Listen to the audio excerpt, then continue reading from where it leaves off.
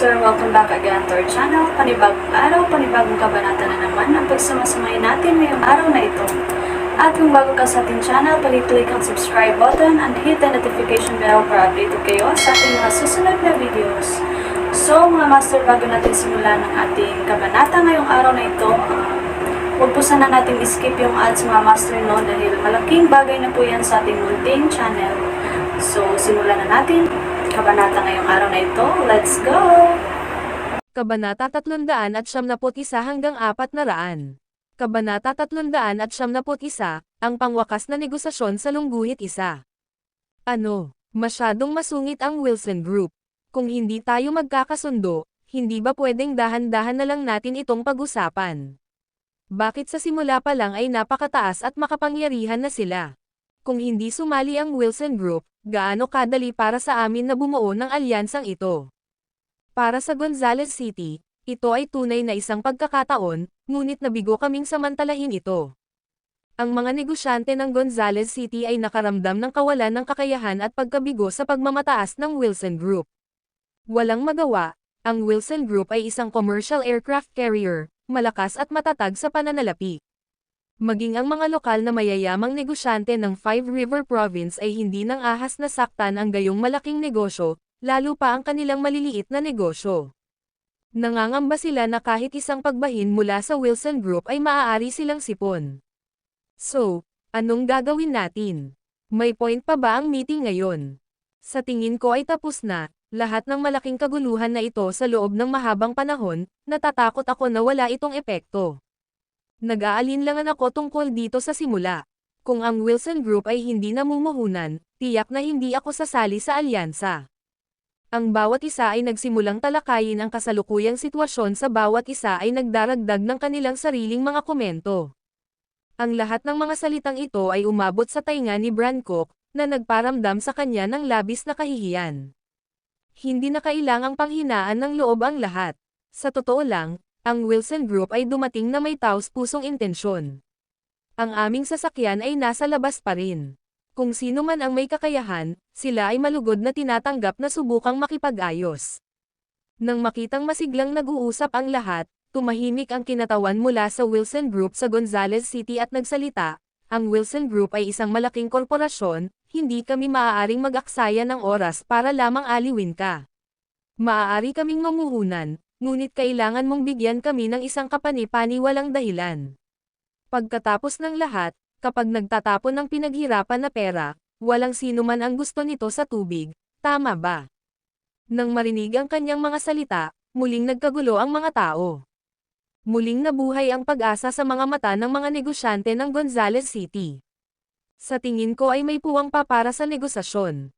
Ang katotohanan na dumating ang Wilson Group ay nangangahulugan na gusto nilang makibahagi. Ang malalaking korporasyon ay may mga komplikadong proseso, at maraming bagay ang hindi maaaring mapagpasyahan ng isang tao lamang. Kung magbibigay tayo ng isang nakakumbinsi na dahilan, may napakagandang pagkakataon na maaari tayong magkasundo. Sumasang-ayon ako sa pangangatwiran na iyan. Marahil ay masyadong masungit si Young Master Cook at may sinabing nakakasakit, na maaaring dahilan kung bakit siya pinalayas. Bakit hindi natin subukan? Subukan natin, wala namang mawawala sa atin. Pagkatapos ng ilang diskusyon, unti-unti ding kumalma si Brancock. Ang isang negosyong napakalaki ay hindi mag-abala na partikular na ipahiya siya. Sarili niyang irrationality kanina. Sa makatuwid, nang ang isang lokal na negosyante ay humakbang pasulong, si Brancock ay nagturo sa kanya ng ilang mga salita, na ipinahayag ang lahat ng kanyang binalak na sabihin sa negosyante. Ngunit makalipas ang 3 minuto, bumalik ang negosyante na may malungkot na tingin. Bumalik siya, at natural, may ibang humakbang para pumalit sa kanya. Ang buong umaga ay lumipas sa mga pabalik-balik na pagtatangka ng mga negosyante, na lubos na nauubos ang kanilang enerhiya. Marami ang ganap na nawalan ng pag-asa, pakiramdam na halos walang pagkakataon na magkasundo. Nang makitang walang ibang gustong makipag-usap sa Wilson Group, wala nang pagpipilian si Brancock kundi ang umakyat sa entablado, na nagbukas sa napakalungkot na boses, mga ginoo at ginoo, sinubukan namin ang aming makakaya, ngunit tila ang nakatataas na pamunuan ng Wilson Group ay hindi ganoon kadaling maimpluwensyahan. Ngunit makatitiyak ka, Pagkatapos kong bumalik, makikipag-ugnayan ako sa mga mayayamang negosyante sa kabisera, at ang lahat ng mayayamang negosyante ay tiyak na magtatatag dito. Ang pagkawala sa pakikilahok ng Wilson Group ay medyo masakit para kay Brancook. Ang kanyang unang plano ay upang hilahin ang Wilson Group, layuning makuha ang Radcliffe Group, at pilitin ang mga lokal na negosyante na sumali sa alyansa ng may biyaya at katatagan. Ngunit ang pagkuha ay mahirap na, dahil ang Radcliffe Group ay pinahintulutan na sumali sa alyansa. Ngayon, nahaharap sa mga pagkabigo sa paghikayat sa Wilson Group, nakaramdam siya ng matinding pagod. Ang kanyang pakikipag-usap kay Thatch Rose noong nakaraang gabi ay tila matagumpay, at ang kanyang mga kaibigan mula sa kabisera ay nangako na tutulungan si Brancook sa pamamagitan ng paggamit ng kanilang mga personal na relasyon kay Thatch Rose. Ngunit ngayon, tila hindi naging maayos ang lahat gaya ng inaasahan. Gagawin ko. Maya-maya lang, tumayo si Keller Radcliffe mula sa karamihan. Ikaw, pakiusap, huwag kang magbiro. Isang kumpanyang nasa bingit ng bangkarota, ano ang kailangan mong makipag-ayos sa Wilson Group? Eksakto. Hindi pa naaayos ang usapin, at nagpapadala kami ng halos bangkarota na kumpanya para makipag-ayos. Kung hikayatin natin ang Wilson Group, wala na talagang pag-asa. Huwag kang pumunta at ipahiya ang iyong sarili. Nang makita si Keller Radcliffe na malapit nang makipag-usap sa mga tao mula sa Wilson Group, lahat sila ay napangisi.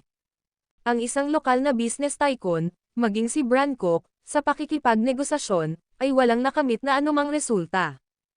At ngayon, nagpapadala sila ng isang batang babae. Bukod dito, isang batang babae sa bingit ng bangkarota at pagpuksa. Kung ang Wilson Group, dahil sa insidenteng ito, ay magbilang ng kanilang galit sa mga negosyanteng ito, ang stake sa kumpanya ay lubos na hindi maabot. Keller Radcliffe, itigil mo na ang paggawa ng eksena. Alam kong gusto mong magpakitang gilas, pero kilalanin mo muna kung sino ka.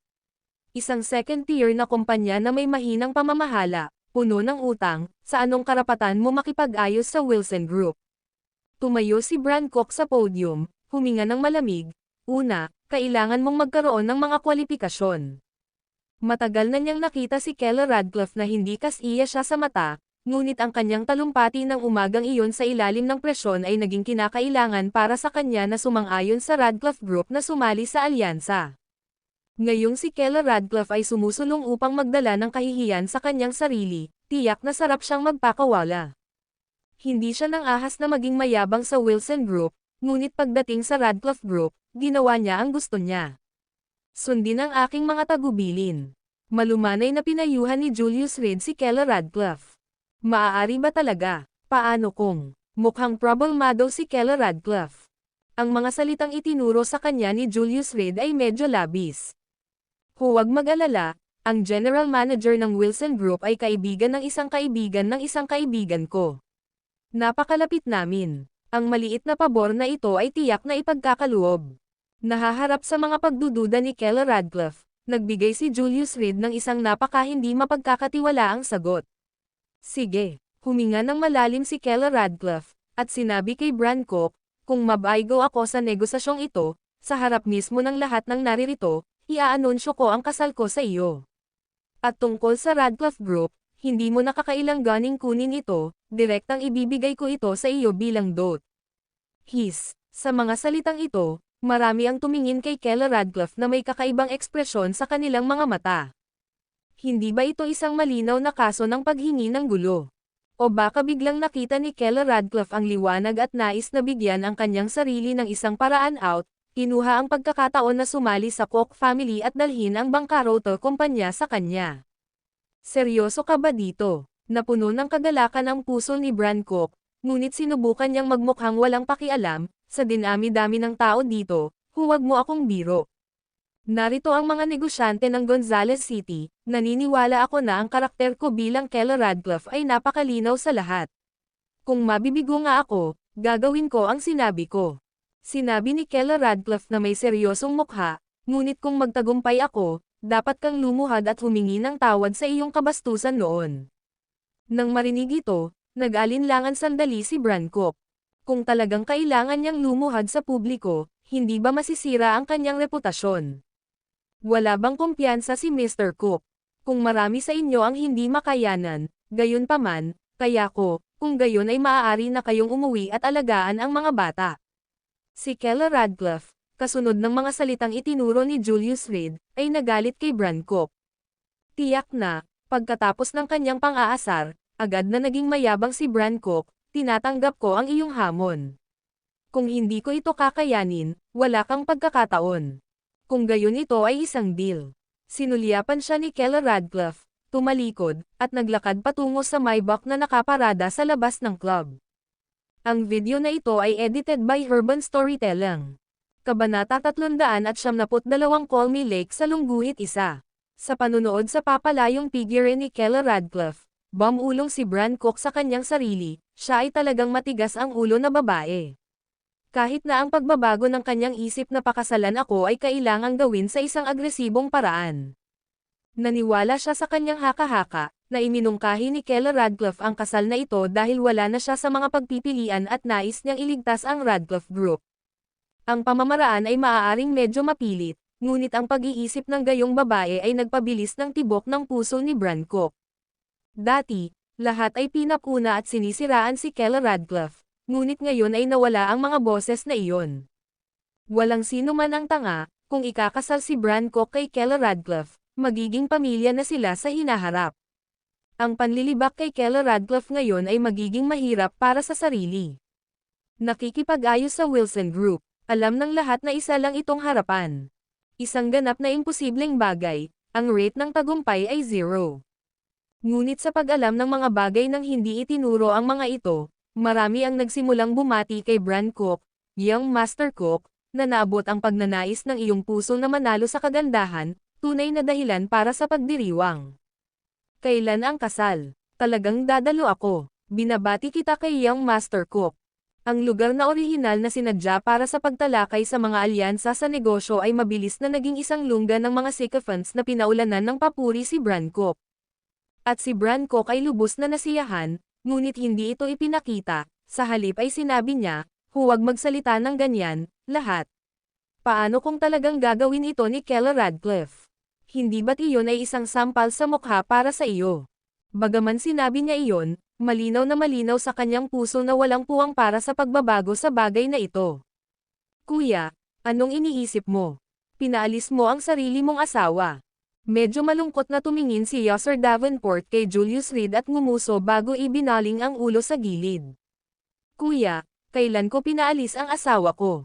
Nakangiting tumingin si Julius Reed kay Yossar Davenport, iniisip na mabuting tao pa rin ang matapat na mataba na ito, at handa siyang tumulong kung may pagkakataon. Ang Wilson Group ay malinaw na walang sinseridad. Sa pagpayag kay Kella Radcliffe na makipag-ayos, hindi mo ba siya pinapapakasalan lang si Brancook? Sa galit, tahasang sinabi ni Yossar Davenport, huwag magpalinlang sa maginoong harapan ni Brancook, hindi siya isang mabuting tao. Kuya, nagkakamali ka dyan. Pinapunta ko si Kella Radcliffe dahil tiyak na mangyayari iyon. Tinapik ni Julius Reed ang balikat niya at ngumiti, relax, natulog ako sa asawa ng amo ng Wilson Group. Kapag bumulong siya sa tenga ng asawa niya, siguradong magwo-work. Nang marinig ito, nanlaki ang mga mata ni Yossar Davenport, kuya, hindi ka nagbibiro. Kung totoo iyon, isa itong napakalaking kudeta. Ngunit naramdaman pa rin ni Yossar Davenport na parang mayabang ito. Sa mga araw na ito, alam ng lahat na misteryoso ang amo ng Wilson Group, hanggang ngayon ay wala pa ring nakakita sa kanya. Natutulog kasama ang kanyang asawa. Parang challenging yun. Totoo naman. Same time na sinabi ni Julius Reed, I swear to heaven, kung magsisinungaling ako, tatapakan ko ang tae ng aso sa sandaling umalis ako ng bahay. Pagkatapos ng lahat, siya ang boss ng Wilson Group, at si Kella Radcliffe ang kanyang asawa. Walang problema sa pagsasabing nakasama niya ang asawa ng boss ng Wilson Group. Nagkaroon ng ganap na kahulugan. Holy shit, isang tunay na manlalaro. Paano mo ito nagawa? Si Yossar Davenport, na kanina lang naging solemna at puno ng sama ng loob, ngayon ay nagliliwanag sa tuwa, na tila isang malaswang mataba. Sa katunayan, kapag pinag-uusapan ng mga lalaki ang ilang partikular na paksa, maaari silang maging matalik na kaibigan sa isang iglap.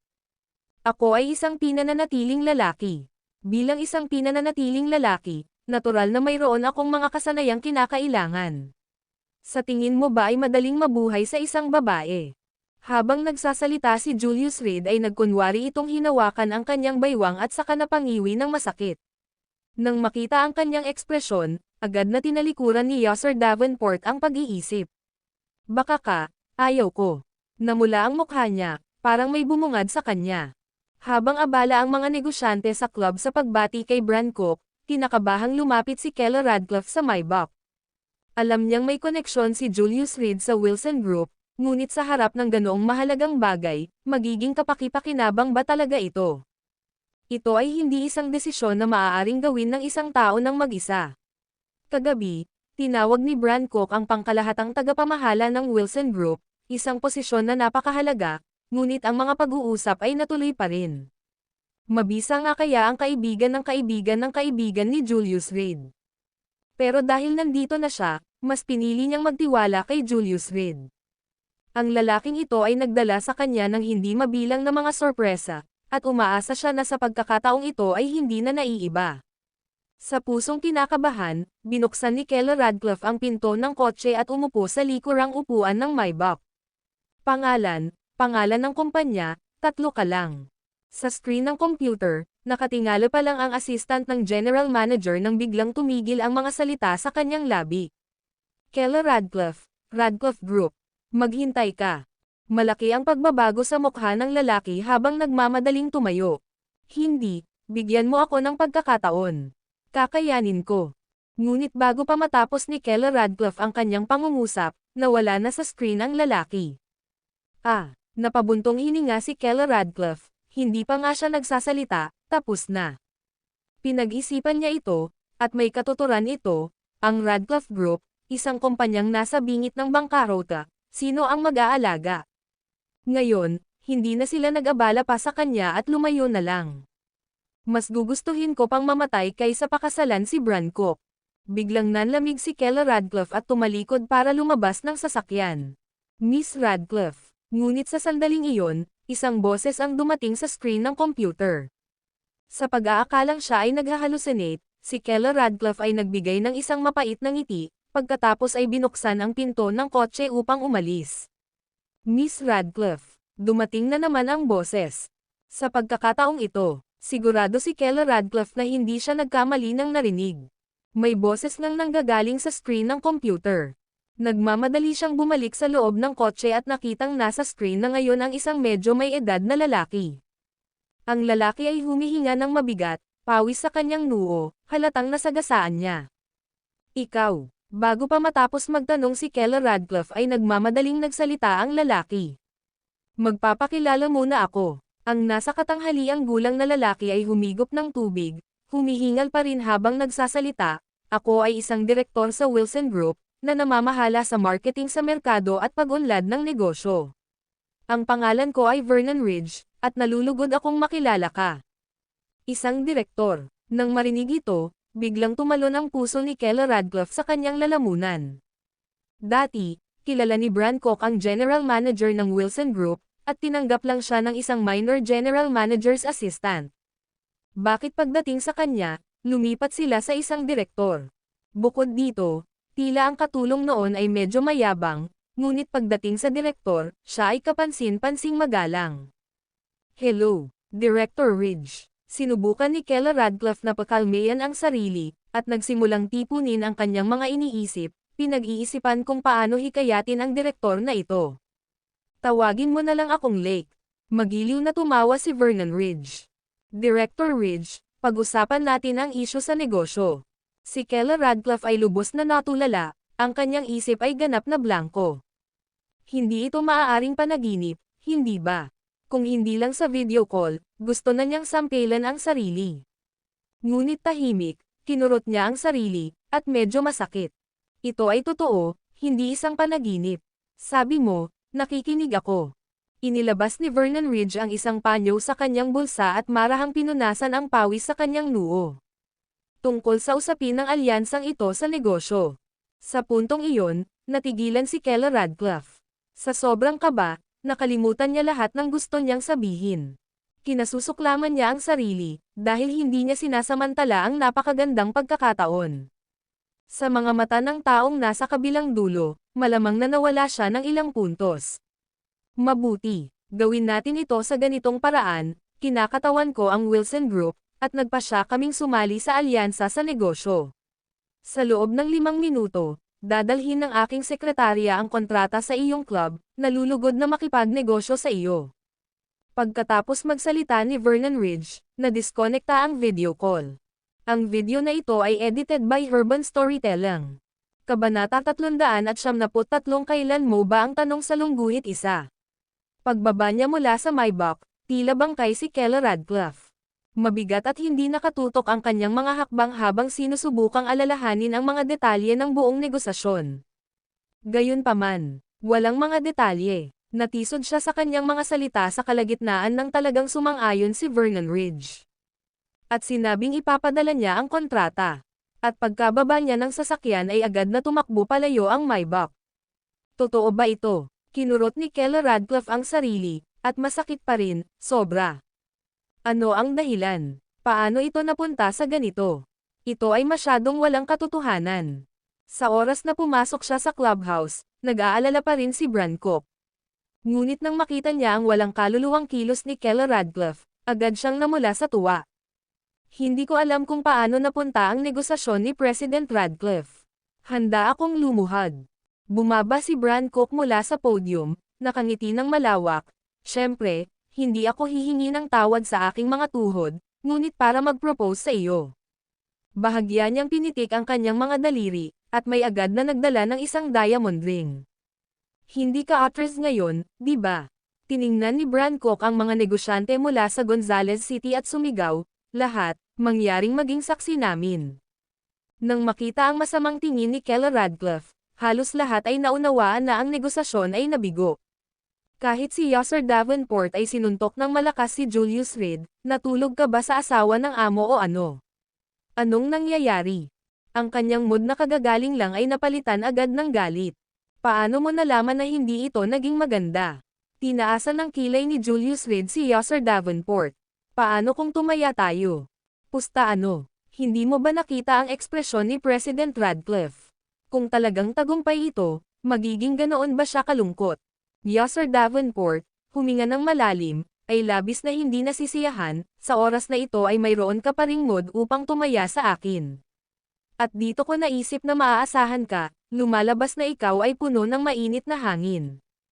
Alam ng lahat kung gaano kahirap ang mga negosasyon. Ang kabiguan ay lampas sa inaasahan. Ngunit ang pag-iisip na pakasalan ni Keller Radcliffe si Brancock at dinala ang Radcliffe Group kasama niya ay napuno ng inggit sa maraming lalaki. Kung tutuusin, isa siyang dilag na inaasam ng marami. Hello, pwede ko bang tanungin kung mayroong isang tao na nagngangalang Vernon Ridge sa Wilson Group?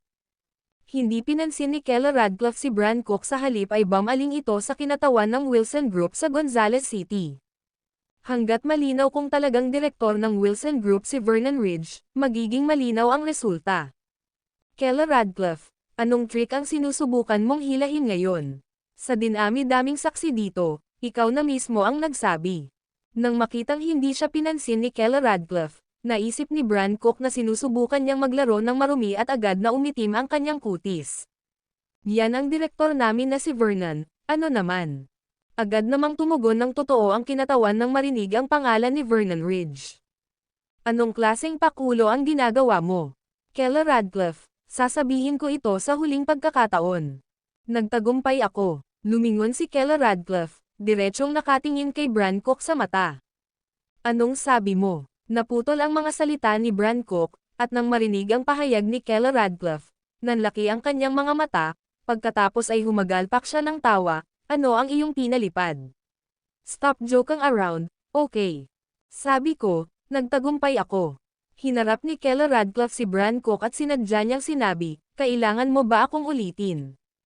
Agad na tumahimik ang hangin, na sinundan ng dagandong ng tawa.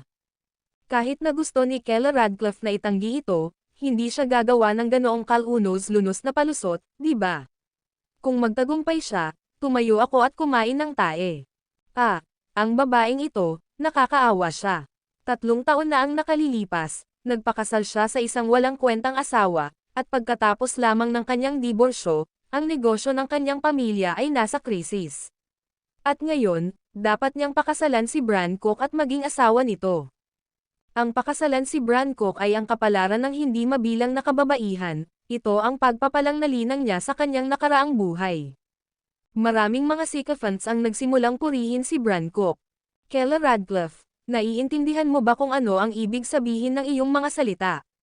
Malamig na tumikim si Bran Cook at itinuro ang mga negosyante mula sa Gonzales City na naruroon sa eksena, lahat kayo naririto. Pinaglalaroan ninyo ang lahat, at saka, malakas at malinaw na narinig ng lahat ang mga salita ngayon. Kung susubukan ninyong tanggihan, hindi ito magiging ganoon kadali. Inagaw niya ang isang singsing na diamante mula sa kanyang tabi at lumuhad ang isang tuhod sa harap ni Keller Radcliffe, wala kang pagpipilian kundi tanggapin. Basag. Sa pasukan ng clubhouse, kumagat ng mansana si Julius Reed at bamulong sa sarili, sobrang sweet. Pagkatapos niyang magsalita, tinapon niya ang mansanas sa isang tabi at tumayo, naglakad patungo sa gitna ng venue. Hoy, nasa mood ka pa rin kumain. Ang mga salita ni Yosser Davenport ay naputol sa kalagitnaan habang siya ay nagmamadaling bamulong, huwag kang gagawa ng anumang kalokohan. Ang kanilang panig ay nasa malina, kung sapilitang namagitan si Julius Reed, malamang nabugbugin siya ng mga security staff sa venue ng kalahati hanggang mamatay. Hindi lamang sila mabibigo na iligtas si Keller Radcliffe, ngunit ikakaladkad din niya ang kanyang sarili pababa. Maya-maya, pumasok sa pinto ang isang grupo ng mga lalaking nakaitim na suit. Anong ginagawa mo? Agad na pinuntahan ng mga security guard para pigilan sila. Bang! Bang! Bang! Ilang saglit lang, ang 12 ng mga security guard sa pinto ay natamba sa lupa ng mga lalaking nakaitim. Ako ang secretary ng chairman ng Wilson Group, at ito ang kontratang dala ng aming grupo. Ang nangungunang binata na nakaitim ay lumapit sa nakaluhod na si Bran Cook sa isang napakahusay na paraan at ipinaliwanag ang kontrata sa kanyang mga mata. Ang bagay na ito ay ganap na haharapin ng kinatawan ng aming kumpanya sa Gonzales City. Pagkatapos magsalita, iniligpit ng lalaki ang kontrata at tumalikod na para umalis. Maghintay. Paano malalaman kung ito ay totoo o peke? Kung ito ay naging peke, hindi ba siya magdaranas ng malaking kawalan? Lumuhad ka muna, bakit nakataas ang paa? Biglang sumulpat si Julius Reed sa harap ni Bran Cook. Sa isang malakas na pagpindot ng kanyang kamay, si Bran Cook, na orihinal na nakaluhod sa isang tuhod, ay natagpuan ang kanyang sarili na nakaluhod sa magkabilang tuhod. Paumanhin, malamig na sabi ni Julius Reed. Talagang nililigawan mo si kamatayan. May pailay ka. Nakaluhod si Bran Cook sa lupa, hindi makagalaw. Iniisip ang kahihiyan ni Julius Reed noong nakaraang gabi, agad na nag-alab ang galit sa loob niya. Patas na laro, Bran Cook, hindi mo ba kayang hawakan ang isang pagkatalo? Mariin ang pagdiin ni Julius Reed, na naging ganap na hindi makagalaw si Bran Cook. Hey, sino ang nakakaalam kung totoo ang kontrata? Ngumisi si Bran Cook, may pumasok na grupo ng mga tao na nagsasabing galing sila sa Wilson Group, paano kung peke? Hindi man lang niya nakitang malinaw ang kontrata at inaasahan nilang hihingi siya ng tawad ng ganoon lang. Ito ay dapat na isang pamamaraan na inihanda ni Keller Radcliffe pagkatapos ng isang nabigong negosasyon. Buntong hininga. Biglang napabuntong hininga si Julius Reed at umatras ng ilang hakbang. Nabitawan sa pressure, agad na tumayo si Bran Cook mula sa lupa, ngunit bago pa siya makakilos, nasa harapan na niya ang sekretarya, ano ang sinabi mo? Pagharap sa lalaking nakaitim, mahinang huminga si Bran Cook at malamig na sinabi, sabi ko, sino ang nakakaalam kung totoo o peke ang kontratang ito? Bang! Sa sandaling bumagsak ang kanyang mga salita, ang sekretarya ay naghatid ng isang flying kick, na nagpabagsak kay Bran Cook sa lupa. Ang lakas ng loob mong manakit ng tao, aw. Gumapang si Bran Cook sa lupa, hinawakan ang sulok ng kanyang bibig, kung saan umaagos na ang dugo. Ang Wilson Group, kailan mo kami tanungin? Whoosh! Pilit na iwinagayway ng lalaki ang kontrata, ikinalat ito sa mukha ni Bran Cook. Nakatanggap lang ako ng tawag mula sa chairman, totoo ang kontrata. Sa sandaling iyon, ang kinatawan ng Wilson Group sa Gonzales City ay umakyat sa podium at malakas na sinabi, dahil ang pananaw ni Pangulong Radcliffe ay humanga sa aming senior management, ang Wilson Group ay opisyal na lalahok sa pagtatayo ng alyansa ng negosyo simula bukas. Ang video na ito ay edited by Urban Storytelling. Kabanata 374 na Good Binnacle. Paano ito naging posible? Nakahiga si Bran Cook sa lupa na tinatakpan ang kanyang mukha, ang kanyang mga mata ay puno ng hindi paniniwala.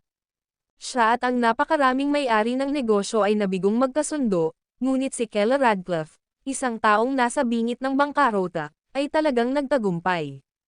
Kung hindi dahil sa kakilala niya ang kinatawan ng Wilson Group sa Gonzales City, talagang maghay-hinala si Bran Cook na ang buong bagay na ito ay isang scam. Pagtingin sa taong nakaitim na nakatayo sa harapan niya, nakaramdam siya ng lamig sa kanyang gulugod. Ang Wilson Group ay talagang nangingibabaw, na gumagamit ng karahasan sa kaunting hindi pagkakasundo. Pero kahit nabugbugin ng ganito, hindi siya makapagbitaw ng kahit anong pagtutol. Sino ang maaaring sisihin sa kanila, sa kanilang kayamanan at kapangyarihan? Higit pa rito, ngayong pumayag na ang Wilson Group na sumali sa Business Alliance, kung patuloy niyang aawayin ang mga tao mula sa Wilson Group, natakot siyang madamay ang galit ng mga business owners ng Gonzales City na naruroon. Tinatanggap namin ang Wilson Group na sumali sa amin. Ngayon, sa harap ng lahat dito, ipinapangako ko sa iyo na sa loob ng 3 taon. Young Master Cook, anong negosyo mo? Dapat ay tinutupad mo ang taya ngayon, humingi ng tawad. Lumuhad at humingi ng tawad. Pinutol ni Julius Reed ang pagsasalita ni Bran Cook mula sa ibaba ng entablado, humalukip-kap at malamig na tumingin sa kanya. Ang mga taong naruroon ay nakalanghap ng malamig na hangin. Si Julius Reed ay may suot na salamin ngayon, na ginagawang mahirap para sa sino man na makilala siya. Higit sa lahat, walang papansinin ang walang kabuluhan, live-in-law ng pamilya Radcliffe. Ngayon lang siya naging assertive na kahit sinong makakadugtong sa kanya sa wimp na nachichismas na magluluto at maglaba lang ay matatawag na tanga. Sino ang lalaking ito? Ang lakas ng loob na kausapin si Bran Cook ng ganito. Pagod na ba siya sa buhay o ano? I know this person, siya yung sumisira sa stage ni Bran Cook kagabi, parang bagong boyfriend ni Keller Radcliffe. Maaaring siya ay isang young master mula sa kabisera, o marahil isang taong may mahalagang katayuan mula sa ibang lugar. Ang mga may-ari ng negosyo ay nag-isip ng ligaw, habang marami sa mga mayayamang pangalawang henerasyon na dumalo sa pagtitipon noong nakaraang gabi ay nakilala si Julius Reed at nagsimulang sabihin sa kanilang mga magulang ang tungkol sa mga pangyayaring naganap. Napakatigas ng lalaking ito. Hindi siya nabugbog hanggang mamatay kahapon. Nang marinig ang tungkol sa mga kaganapan kagabi, maraming may-ari ng negosyo ang nagsimulang tumingin sa Julius Reed ng iba. Mula nang mamatay si Jackson Brandon, ang titulo ng numero 1 Young Master ng Gonzales City ay talagang nahulog sa ulo ni Bran Cook. Ang paboritong anak na ito na bumalik mula sa ibang bansa ay unang nagsimula ng negosyo sa kabisera, kumita ng malaki, at nagkaroon ng kaunting kaibigan. Pagbalik na may impluwensya ng kabisera sa likod niya, at may ambisyosong mga plano, siya ay nagnanais na gumawa ng splash sa Gonzales City. Ngunit ang binatang ito na walang pamilyang pinag-uusapan, ay pinahiya si Bran Cook sa ganoong paraan. Ano ang nagpalakas ng loob niya? Narinig ko na nagustuhan siya ni Itay Huntington, baka kay Itay Huntington siya. Hindi ka basta-basta magsasabi ng mga bagay na ganyan. Kung marinig ito ng Black Widow, na iyon, handa ka na. Maraming tao ang hindi sinasadyang manginig sa pagbanggit ng Itay Huntington.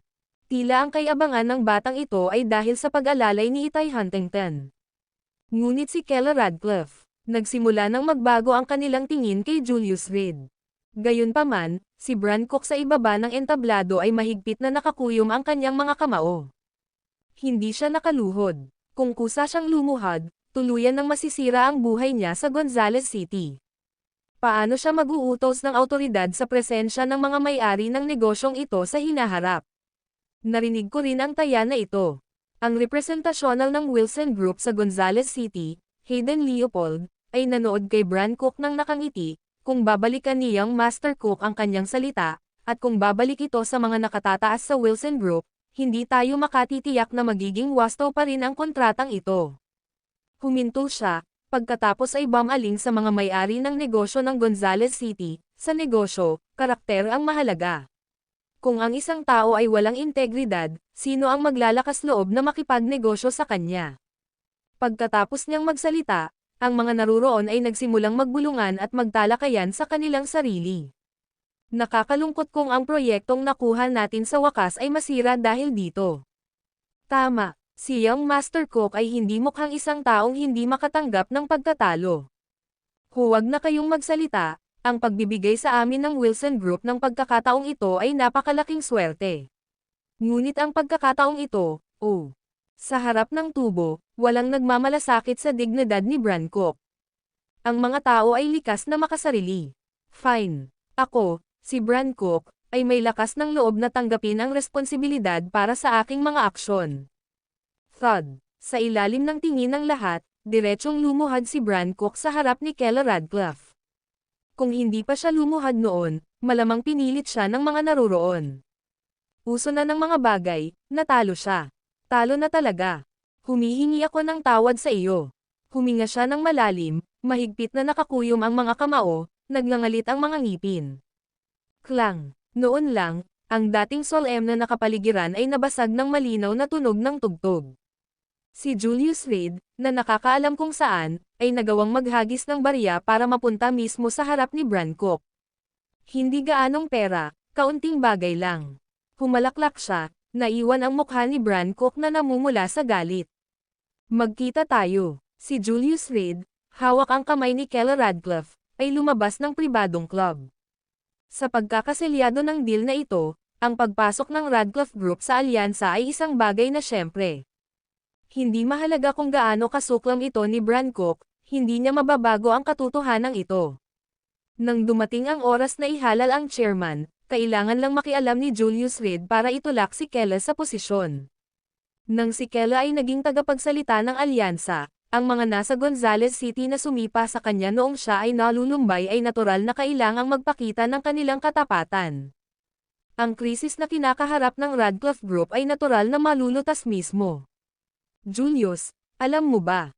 Noong negotiation, wala akong sinabi at pumayag sila, parang panaginip lang. Naglalakad si Keller Radcliffe sa kalye, hindi pa rin nakaka-recover sa pagkabigla sa lahat. Ito ay masyadong hindi kapanipaniwala. Sabi ko sa'yo, ang kaibigan ng kaibigan ko ay maraming sinasabi sa kumpanyang iyon. Nagpakasal ka sa yaman, naka-jackpot ka, biro ni Julius Reed. Ang kaibigan ng isang kaibigan ng kanyang kaibigan ay siya mismo. Ito ay isang bagay na hindi inaamin ni Julius Reed sa kanyang kamatayan. Hey, gorgeous, maaari ba akong makipag-usap sa iyo? Noon lang, lumapit kay Keller Radcliffe ang isang napaka-flamboyant na damit na babae na may kasamang aso. Ano ito? Tanong ni Keller Radcliffe na medyo naguguluhan. Parang hindi niya nakilala ang babaeng ito. Ang aso ay para sa iyo, ang iyong kasintahan ay para sa akin. Itinulak ng batang babae ang tali ng aso sa kamay ni Keller Radcliffe at hinawakan ang kamay ni Julius Reed, sinusubukang tumakas. Kasabay nito, napansin ng matalas na perceptive na si Julius Reed ang isang lalaki sa hindi kalayuan na kumukuha ng video gamit ang kanyang telepono. Bahala ka, nanindigan si Julius Reed, nagpatupad ng malutong na judo throw, na hinampas ng malakas ang babae sa lupa. Thud. Array. Sobrang sakit. Ang binti ko, ang puweten ko. Napahiga ang dalaga sa lupa, humahagulgol sa sakit. Ang aspalto na ibabaw ng kalsada, kasama ng napakalaking lakas ni Julius Reed, ay halos malaglag ang loob ng babae noon at doon. Natakot ang teddy dog na hawak ni Keller Radcliffe at nagsimulang tumahol. Bang! Sinipal ni Julius Reed, pinalipad ang teddy sa mga palumpong. Umuwi ka na. Hinawi niya ang kanyang mga kamay, isang nakaka-relax na ekspresyon sa kanyang mukha habang hinihila niya si Keller Radcliffe patungo sa kanyang bahay. Tumigil ka dyan. Sa sandaling iyon, ang lalaking kumukuha ng pelikula ay lumapit, na hamarang sa kanilang daan, bakit mo sinaktan ang aking kasintahan? Ang video na ito ay edited by Urban Storytelling. Kabanata 375 Hindi mo magagawang saktan sa lungguhit isa. Habang bumibilis ang takbo ng buhay, marami ang na-addict sa pag-scroll sa mga maiikling video. Ang isang kamakailang lumabas na maikling video app na pinangalan ng Crazy Sound ay biglang naging viral, na nagpapataas ng pataas sa marami hanggang sa magdamag na katanyagan. Kasunod nito, dumating ang isang grupo ng mga gutom sa katanyagan, mga baliw na nananabik sa atensyon. Pinilit nila ang kanilang mga utak na ginagaya ang mga video ng iba, nangangarap ng instant stardom, nang labis na sinimulan nilang guluhin ang pang-araw-araw na buhay ng iba. Nang hindi man lang nag-iisip tungkol dito, masasabi na ang lalaking ito at babaeng nauna sa akin ay nagsushooting para sa crazy sound up na iyon. Ang dahilan kung bakit napakalinaw ni Julius Reed sa nilalaman ay dahil nag-scroll lang si Yasser Davenport sa ilang magkakaparehong video kanina. Lahat sila ay nagtampok ng isang babaeng naglalakad sa isang aso, bumaba sa linya, ang boyfriend mo para sa akin, ang aso mo para sa iyo. Hindi niya inaasahang makakatagpo siya ng ganoong eksena sa sandaling lumabas siya. Hinawakan ng girlfriend mo ang kamay ko, hindi mo ba nakita? Pinalaki ni Julius Reed ang payat na lalaki sa harap niya, na nagre-record pa rin gamit ang kanyang telepono. At sigurado, iyon ang crazy sound up. Ngunit hindi mo maaaring tamaan ang mga tao. Ngayon ay dapat kang humingi ng tawad at magbayad din ng aking mga gastos sa pagpapagamot. Nauutol na sabi ng lalaki, halatang mali, pero sa pagtama ng girlfriend niya, hindi na lang siya umatras. Ano ba, hindi ko dapat siya patulan, sundan mo na lang siya pauwi. Baka mag-book ng kwarto, kuya, you got a thing for cuckold, ha? Tumingin si Julius Reed sa payat na lalaki na may kakaibang ekspresyon, nagbigay ng thumbs up at nag-click sa kanyang dila. Bro, kung gusto mo ng disenteng buhay, kailangan mo talagang magsuot ng berde. Malamig, lagyan mo ito ng takip kung hindi sapat ang isa, kumuha ng dalawa, dahil ang iyong kasintahan ay napakaproduktibo, maaari ka ring magsimula ng isang pagawaan ng sombrero sa bahay. Hindi tumutol si Julius Reed sa paglalaro ng mga maiikling video, basta masaya lang. Sige at barilin mo ang isang taong kilala mo, ngunit sa sandaling makagambala ito sa kanyang buhay, huwag sisihin sa kanyang pagiging bastos. Lalo na't si Kella Radcliffe ay natakot ng matigas ngayon, na lubos na ikinagalit ni Julius Reed, at nagpatama sa kanya ng kaunti. Hanggang ngayon ay sumisigaw pa rin ang babae sa sakit sa lupa. Bullshit, maiksi lang ang video, hindi mo ba kayang i-play along? Tsaka anong kawalan? Kung mag-viral ang video na ito, dapat nagpasalamat ka sa akin. Ang lalaki, na na-lecture ni Julius Reed, ay agad na nagsimulang makipagtalo, ang kanyang mukha ay namula. Kanina lang ipinakita ni Julius Reed ang sobrang lakas ng galaw, hindi talaga naglakas loob na lumaban ang lalaki. Hayaan mong sabihin ko sa iyo, kung online ito, maaari kitang sunugin hanggang mamatay. Dahil sa malamig na paghikbi, dali-daling inilagay ng lalaki ang kanyang telepono sa kanyang bulsa, nagmamadaling pumunta sa tabi ng kanyang kasintahan at sinubukang tulungan itong makatayo. Ouch! Be gentle, my ass. Bilis, tawagan ang mga pulis, may nataman siya at ngayon sinusubukan niyang tumakas. Walang humpay ang babae, agad na tumawag ng pulis. Julius, anong gagawin natin? Hinawakan ni Kella Radcliffe ang kamay ni Julius. Kahit ano pa ang babae, mali talaga ang tamaan. Kung talagang tumawag siya ng pulis, ang mga aksyon ni Julius ay mabibilang na sinadyang pinsala, at kung siya ay tumakas, maaaring siya ay tunay na makulong. Magiging mahirap iyon. Kayong dalawa, gusto nyo bang sumikat ng ganyan? Matapos marinig ang sinabi ni Kella Radcliffe, lumingon si Julius at lumapit sa kanila. Ano ka ba? Nakiusap lang kami sa iyo na maging bahagi ng isang video, at naglakas loob kang tretuhin ako ng ganito. Sabihin ko sa iyo ang totoo, ang kapatid ng boyfriend ko ay isang malaking gangster, maaari kanyang ilabas anumang oras. Napatayo ang babae, nakangiwi sa bawat galaw, nakakaramdam ng matinding sakit.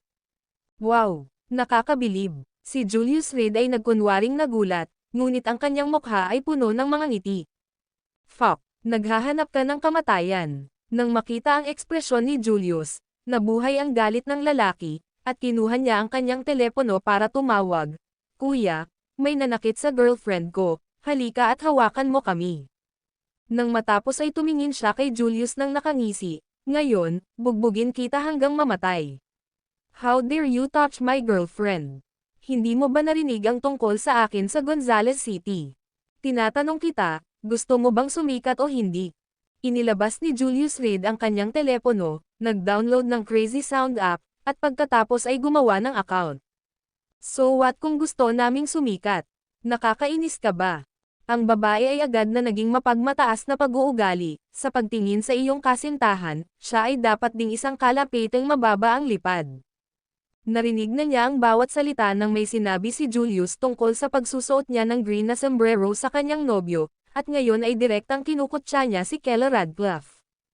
Umasim agad ang mukha ni Kella Radcliffe. Noong una ay nakaramdam siya ng simpatiya para sa dalawang ito, ngunit ngayon ay malinaw na malayo sila sa mabubuting tao. Gusto niyang maging sikat, lumingon si Julius Reed kay Kella Radcliffe na may impit na mukha. Hindi magkakaroon ng magandang wakas ang sino mang maglakas loob na hindi gumalang kay Kella Radcliffe. Kunin mo ito. Matapos iyon ang video recording sa telepono, pinasok ito ni Julius Reed sa mga kamay ni Kella Radcliffe at tumalikod, naglakad patungo sa dalawang tao. Gusto ng dalawang ito na sumikat, ngayon ay pagbibigyan ko sila ng kanilang hiling. Pagkatapos sabihin ito sa camera, lumapit siya sa babae at tinanong, ano ang tawag mo sa girlfriend ko? Hey, sabi ko siya ay isang sel. Sampal. Ibinaba ni Julius Reed ang kanyang kamay, nag-iwan ng malinaw na bakas ng kamay sa mukha ng babae. Fuck, you dare hit my girlfriend. Namumungay ang mga mata ng payat na lalaki habang nakakuyom ang mga kamao at umindayog kay Julius Reed. Ngunit bago pa man siya makapaghagis ng suntok, binuhat siya ni Julius Reed gamit ang isang kamay at sa kamarahas na hinampos siya sa lupa. Basag. Dama po ang lalaki sa kanyang mga balikat, nabasag ang kanyang mga braso, nakahiga sa lupa at walang tigil na umiiyak. Anong ginagawa mo? Nang makitang binugbog ang kanyang nobyo, agad na nawala ang dating kay-abangan ng babae. Puno ng luha ang mga mata niya, napaatras siya sa takot. Anong tawag mo sa girlfriend ko? Walang emosyong tanong ni Julius Reed. Ako, sampal. Sa sandaling ibuka ng babae ang kanyang bibig, binalikan siya ni Julius Reed, na ikinatumba siya sa lupa. Wuhuhu, anong ginagawa mo? Tumatawag ako ng pulis. Nanginginig ang babae habang inilalabas ang kanyang phone na agad namang sinipa ni Julius Reed na ikinabasag nito. Tumayo ka, malamig na sabi ni Julius Reed, kung hindi ka tatayo, babaliin ko agad ang isang paa mo. Tumayo ako. Nang makitang natamba ang kanyang nobyo sa isang iglap, ang babae ay nagmamadaling tumayo, natakot. Nang mga sandaling iyon, nag-iinit at namamaga ang mukha niya na parang ulo ng baboy. I'm asking you one more time, anong tawag mo sa girlfriend ko ngayon lang? Malamig na tanong ni Julius Reed. Ang tono niya ay parang galing sa impyerno. Hindi ka pani-walang malasakit, walang anumang emosyon. Nakikiusap ako sa iyo, kuya. Ang babae ay lumuhad sa lupa kasabay ng isang kulog, umiiyak ang kanyang mga mata.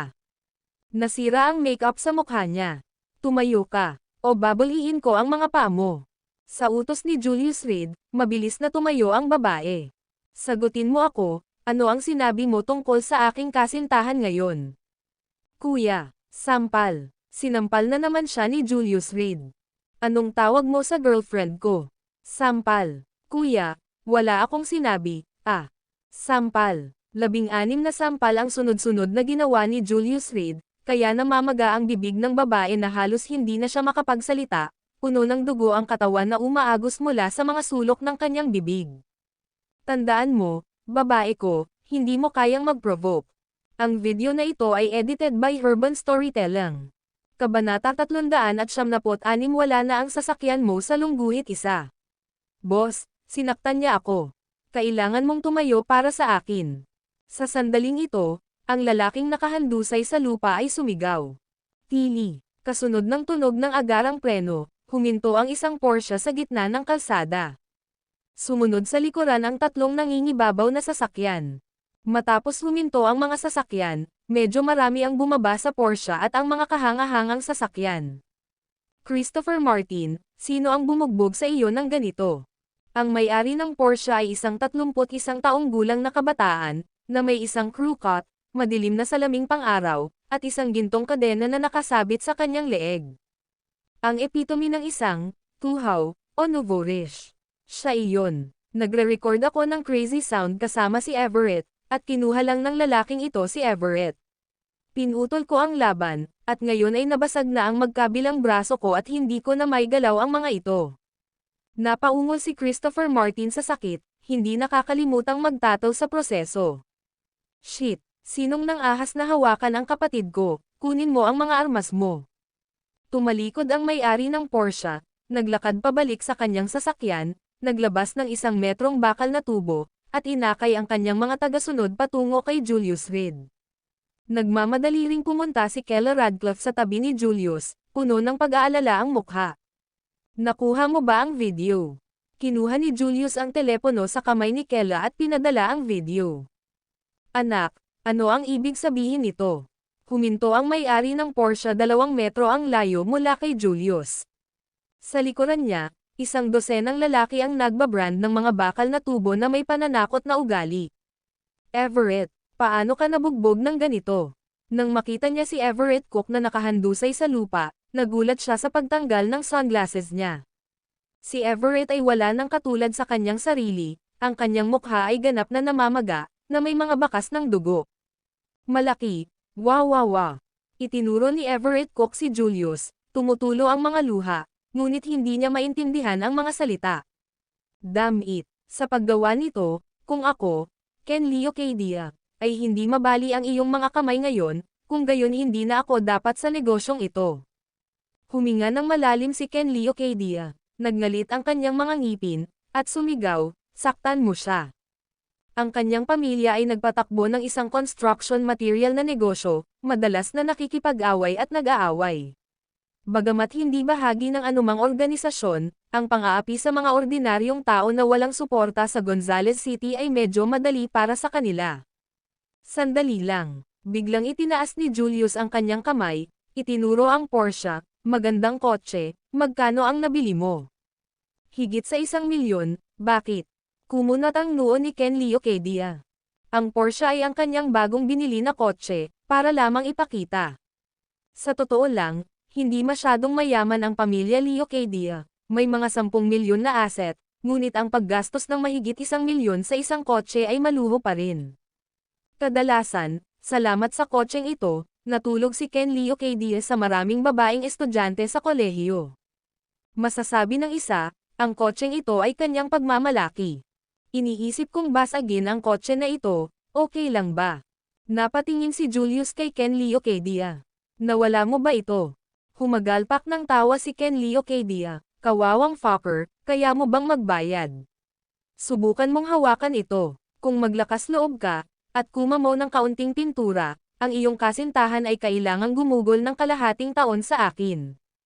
Pagkatapos niyang magsalita, nagsimulang tumawa ang mga empleyado niya. To tell you the truth, hindi naman masama ang girlfriend mo. Kung ipahiram mo siya sa akin saglit, pwede pa rin nating pag-usapan ang isyu ngayon. Pinasadahan niya ng tingin si Kella Radcliffe, may nakakalokong ngiti sa gilid ng kanyang bibig. Top-notch ang itsura ni Kella kahit sa Five River Province. Maraming lalaki ang hindi makalaban sa kanya sa isang sulyap lang. Alam mo ba kung bakit namamaga ang bibig niya? Itinuro ni Julius si Everett Cook sa lupa. Sasabihin ko sa iyo, ito ay dahil sinisiraan niya ang aking kasintahan sa isang komento. Ha, tingnan mo ang pagiging matigas na lalaki mo. Hindi ko lang siya iinsulto, kundi gusto ko rin siyang paglaruan. Maniwala ka man o hindi, ipapahiga ko siya sa kama ngayong gabi. Nagsalita si Ken Leo Cadia na may paghamak, ang kanyang mga mata ay puno ng provokasyon. Hindi ako naniniwala, umiling si Julius Reed. Kung gayon, mamayang gabi, papanoodin kita, o tatawagan ko pa ba ang ilang kapatid para sumama sa atin? Tumawa ng malakas si Ken Leo Cadia na sinabayan pa ng mga walang hiyang ekspresyon ng mga empleyadong nasa tabi niya. Maniwala ka o hindi, wala na ang sasakyan mo. Walang pakialam na tanong ni Julius Reed. Subukan mong hawakan ito at tingnan. Umiling si Ken Leo Cadia, walang tigil ang kanyang pag-irap. Naniniwala ka bang mawawala din ang iyong mga mata ngayon? Inilabas ni Julius Reed ang kanyang telepono at nagsalita sa mikropono, Porsche, ibaba mo ito. Anak, nauuna ka dito. Kung maglakas loob kang hawakan ang kotse ko. Boom! Bago pa matapos ni Ken Leo Cadia ang kanyang mga salita, narinig niya ang isang malakas na ingay mula sa kanyang likuran. Nagmamadali siyang lumingon, nakita niya ang tatlong pickup truck na nagmula sa magkaibang direksyon, na humahampas mismo sa kanyang Porsche sa gitna. Ang bagong-bagong kotse, na dating kumikinang sa liwanag, ngayon ay dinurog na parang sandwich. Fuck, sinong gumawa nito? Dumudugo ang puso ni Ken Leocadia. Ako. Maya-maya lang, dumating si Aaron Martin mula sa kabilang kalsada, na may dalang sigarilyo sa bibig. Hoy, hampasin mo ulit, hindi pa ba kayo nakakain ng mga ina? Sinigawan niya ang mga pickup truck, na agad namang tumalikod at pagkatapos ay naghatid ng mas marahas na banggaan. Ang Porsche ni Ken Leocadia ay labis na nawasak na ito ay mahalagang kabuuan. Tao, maglakas loob na basagin ang kotse ko. Lumingon siya at galit na sumigaw sa mga empleyado sa likuran niya, ano ba ang natutulala mo? Bumangon ka. You, Aaron Martin, hindi ka naman nagpapalaki sa Gonzales City, eh. Nakangiting pang-aasar ni Julius Reed. Si Ken Leocadia ay isang spoiled brat lang, hindi man lang tinuturing na second-generation rich kid, ganap na hindi alam kung gaano kakilakilabot ang binata na may hawak na sigarilyo. Si Aaron Martin ay isang empleyado ng Aaron Jacksons, at pagdating sa pakikipaglaban, siya ay seryosong matigas. Brother Davenport, napasaya kita. Nakangiting tumango si Aaron Martin, agad na bumalik sa kanyang malamig na kilos. Mula nang turuan ng leksyon ni Aaron Jackson noong nakaraang gabi, inayos niya ang kanyang mga empleyado na sundan si Julius Reed 24/7, na handang magpakita sa sandaling makatagpo ng anumang problema ang kaibigan ni Aaron Jackson. Matagal nang alam ito ni Julius Reed, ngunit hindi niya ito binanggit. Pagkatapos ng lahat, walang dahilan upang tanggihan ang mga libreng serbisyo ng bodyguard. Tsaka itinulak na ni Aaron Jackson ang WeChat contact ni Aaron Martin kay Julius Reed. Sa mga salita ni Aaron Jackson, ang ilang mga bagay ay mas mahusay na hinahawakan ng kanyang mga empleyado. Ngayon, sa harap ng pang-aasar ni Ken Leocadia, alam ni Aaron Martin na dumating na ang kanyang pagkakataong sumikat. Kinuha niya ang upos ng sigarilyo sa kanyang bibig, lumapit kay Ken Leocadia, at nagtanong, kilala mo ba kung sino ang kausap mo? Kilala mo ba kung sino ang kausap mo? Ganti ni Ken Leocadia. Nang makita ang kanyang pinakamamahal na kotse na naging scrap, dumudugo ang kanyang puso. Mukhang hindi mo alam. Ngumisi si Aaron Martin, idiniin ang upos ng sigarilyo sa katawan ni Ken Leocadia. Si Ken Leocadia. Napaso at gagantay na, nakita ang mga empleyado ni Aaron Martin na sumugod, na inilunsad siya sa ere ng isang sipa. Kasunod noon, sunod-sunod na nagsidatingan ang 12-dosenang tao mula sa kabilang kalsada. Ang mga taong ito ay tahimik na pumila sa likod ni Aaron Martin, walang sinasabi. Nang makita ang turnout, kahit na si Ken Leocadia, isang tanga, alam na siya ay tumama sa isang pader na bakal. Maaari ba akong magtanong, sino ang kasama mo? Tanong niya habang tinitiis ang paso sa kanyang balikat. Sa pagkakaroon ng ilang mga koneksyon sa mga kalye mismo, umaasa siyang makilala ang isang relasyon upang maligtas ang kanyang sarili sa pambubugbog. Gamulong ako sa kanya. Itinuro ni Aaron Martin si Julius Reed, hinayla muli ang kanyang sigarilyo, at inihagis ang upos sa lupa, bugbugin siya hanggang mamatay. Ang video na ito ay edited by Urban Storytelling. Kabanata 377 ang taong hindi mahipo sa lungguhit bahagi 1. Matapos ang sunod-sunod na suntok at sipa, hindi na nagmukhang tao si Ken Leocadia. Basag-basag ang kanyang salaming pang-araw na nakasabit sa dibdib, at sira-sira ang kanyang damit. Nagkalat sa lupa ang mga sigarilyo, lighter, cellphone, at susi ng kotse, kasama ang iba pang maliliit na gamit, habang nakakulong siya sa sahig, nanginginig. Tama na, huwag mo siyang bugbugin hanggang mamatay. Kaway ng kamay, pinigilan ni Aaron Martin ang grupo ng mga empleyado. Kahit na si Aaron Martin ay nagpakita ng ilang kahinaan sa harap ni Julius Reed, siya pa rin ang personal na bodyguard ni Aaron Jackson, at nagkaroon siya ng malaking impluwensya sa Gonzales City. Siya ay lubos na sanay sa pakikitungo sa ganitong uri ng bastos na kapwa. At kayong mga lalaki, nagtatak siya ng bakal na tubo sa kanyang kamay, na natakot sa mga empleyado ni Ken Leocadia na lumuhad sa lupa, nanginginig. Magaling ang mga taong ito sa pananakot sa mga ordinaryong tao sa mga normal na araw, ngunit kapag nakaharap ang isang matandang kamay tulad ni Aaron Martin, sila ay sobrang takot na kahit umutot. Xiaolong. Sa sandaling iyon, si Everett Cook, na bagbog sa isang pulpol, ay bamulong. Fuck, sino ka? Isang empleyado ni Aaron Martin ang lumapit at, nakatitig sa hindi nakikilalang si Everett Cook, biglang nanlaki ang kanyang mga mata, ikaw ba si Everett Cook? Xiaolong, maghayganti ka para sa akin, sinaktan niya ako. Si Everett Cook, na napagtantong nakilala siya ng gangster na tinatawag na Xiaolong, ay nagmamadaling itinuro si Julius Reed. Ito ay natakot kay Xiaolong sa kanyang talino, kahit tanga siya alam niya ang gulo niya ngayon. Go to hell. It serves you right. Ang mura mong babae. Tagaktak ng malamig na pawis ang likod ni Xiaolong habang mabilis itong humakbang at sinipa siya ng ilang beses. Xiaolong, anong nangyayari? Sa mabagsik na mukha, si Aaron Martin ay lumakad, ang kanyang boses ay hindi kaaya-aya. Si Xiaolong ay isa sa kanyang mga tauhan, medyo matalino sa mga karaniwang araw, at lubos na pinahahalagahan ni Aaron Martin. Ngayon ay kasama niya ang babaeng nakahandusay. Boss Martin, nakilala ko ang asong ito sa isang social media app. Ilang beses lang kaming nagkabit sa isang hotel, walang seryoso. Talaga. Si Xiaolong ay pawis na pawis sa takot. Sa pagsunod sa mga empleyado ni Aaron Martin sa loob ng ilang taon, alam niyang walang awa ang kanyang amo. Kung talagang nasangkot siya sa babaeng ito, malamang na hindi siya magiging maganda. Sa hinaharap, bantayan mo ang iyong sarili. Kapag nasangkot ka muli sa ganitong uri ng tao, kakastrat kita. Nagmumura si Aaron Martin habang nagsasalita, ngunit rinig na rinig ng nobyo ng babae ang lahat. Manloloko ka. Noong nakaraang linggo, nagsinungaling ka tungkol sa pagbabalik sa iyong bayan. Niloko mo talaga ako. Ang lalaki, na tinitiis ang matinding sakit sa kanyang balikat, ay pilit na bumangon sa lupa at marahas na sinipa ang babae. Nagkamali ako. Bigyan mo ako ng isa pang pagkakataon. Bigyan mo ng pagkakataon ang nanay mo. Hindi ko man lang namalayan na niloloko mo na pala ako. Wham! Wham! Wham! Ang lalaki ay naghagis ng mga suntok at sipa, na nagpaiyak sa babae mula sa mga suntok. Brother Davenport, ano ang gagawin natin ngayon? Pagkatapos magsindi ng sigarilyo, tahimik na nagtanong si Aaron Martin.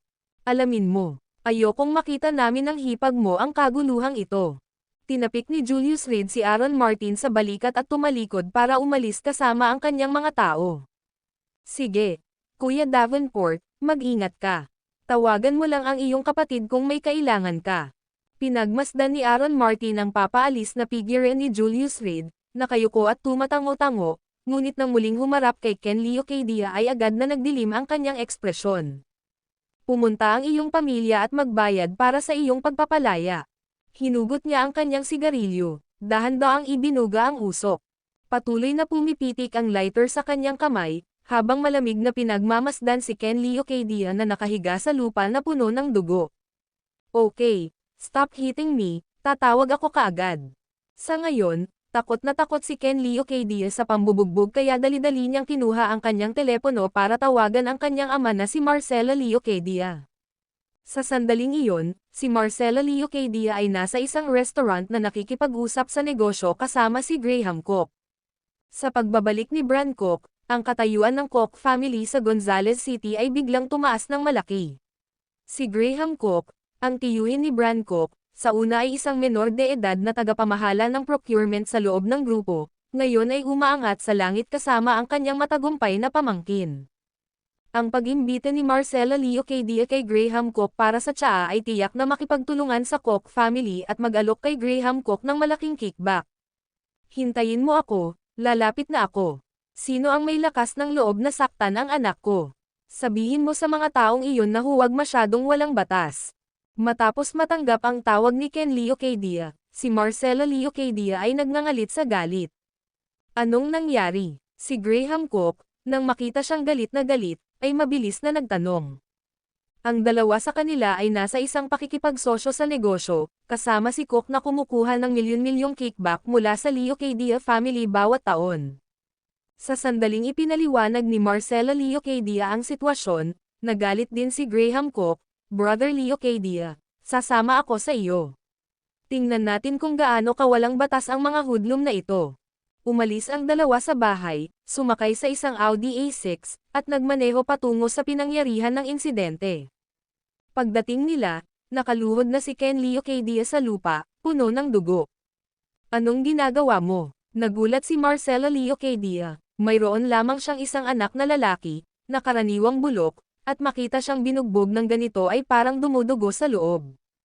Talaga. Matapos marinig ang sinabi ni Marcela Leocadia, lumingon si Aaron Martin at tumingin sa kanya, ikaw ang tatay niya. Talaga. Kayong gang ng mga thug, humanda kayo sa kulungan. Ngumisi si Marcela Leocadia, at itinuro si Aaron Martin at ang iba pa, Broadlight, and you dare to beat someone in the street. You are all finished. Whoosh. Hindi pa siya nakakatapos magsalita ay sinipa ni Aaron Martin si Ken Leocadia sa ulo, dahilan para mapasigaw siya at bumagsak sa aspalto. Ikaw, nanginginig sa galit si Marcela Leocadia. Hayaan mong sabihin ko sa iyo, ako si Aaron Martin.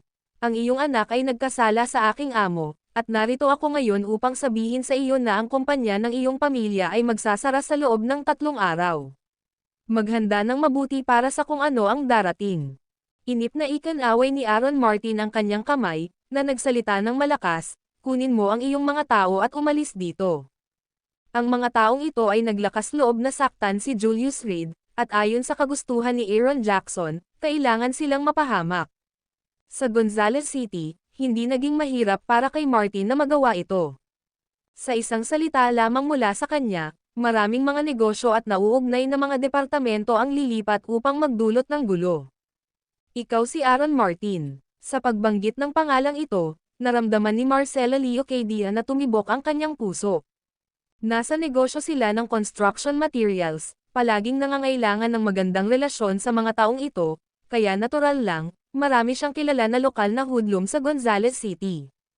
Narinig na niya ang pangalan ni Aaron Martin at palagi siyang natatakot sa kanya. Sinabi nila na ang lalaking ito ay likas na mabisyo, isang mabangis na aso sa tabi ni Aaron Jackson. Tama, ako si Aaron Martin. Bumalik ka at maghanda para sa kalalabasan, ang iyong anak ay nag-provoke ng isang taong hindi mo kayang saktan.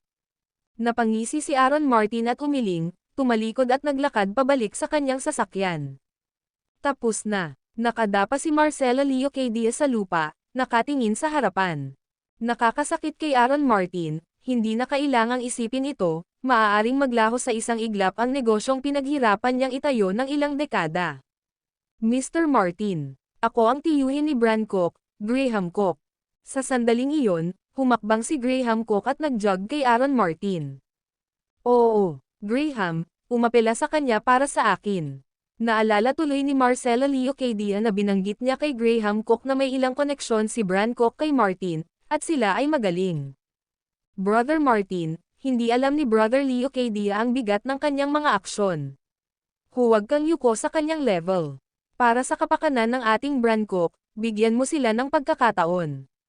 Mabilis na naglabas si Graham Cook ng sigarilyo sa kanyang bulsa at inalok ito kay Aaron Martin, sisiguraduhin kung igagalang kanila mamaya.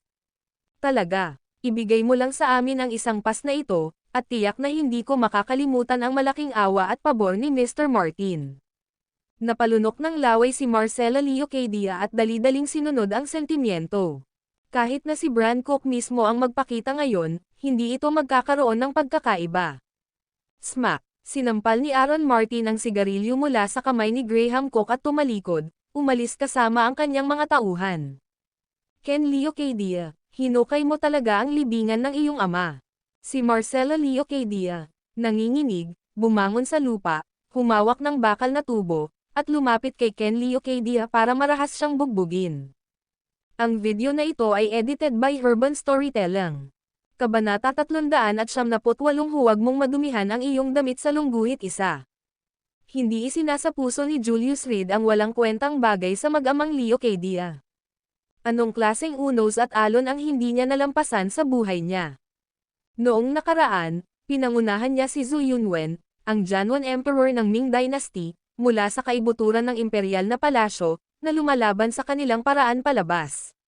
Wala ni isa sa napakaraming palaso na pinaputok ng Yangli Emperor ang maaaring makapinsala kahit isang buhok sa kanya.